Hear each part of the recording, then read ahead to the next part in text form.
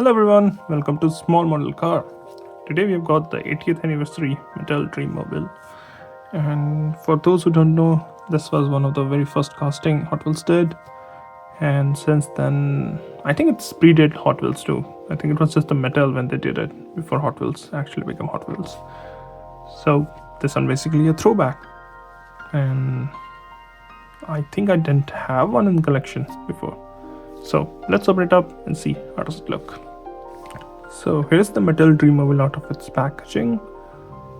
So the design is very, I would say, retro futuristic kind of design. So this is what they thought futuristic cars will look back in the day when they designed this. As you can see, it says 1945, so it's basically an older design. I like the paint, it's like a candy maroon, and then the rear is like a matte of same color, I'd say. Starting from the front, I would say, front looks like older cars with fin, round headlamps, this chrome grille and chrome bumpers. And then the hood is very different. It has some kind of different design. It still looks like an older car. And you get this cockpit here. It was a fantasy casting, right? It wasn't based on like actual car, but you do get a cockpit here, which looks cool.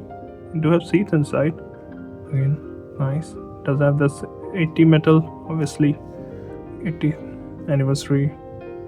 And even in the rear glass is like a curved one. I think Corvette used to do glass like that. Roof looks kind of funny if you look into it, but I think the door, the way it's designed, the door is supposed to open up. I like the paint job. Paint looks really cool. This is how it looks from the rear. I am assuming those two are the tail lamps. So wheels are there, but it's designed in a way that it looks like there are no wheels, kind of thing. I think this is what they thought back in the day that the modern cars are gonna look like. That's why.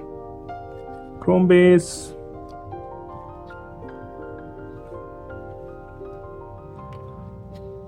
So overall, well, it's a classic casting, or throwback casting. If you don't have this, I think you should get this.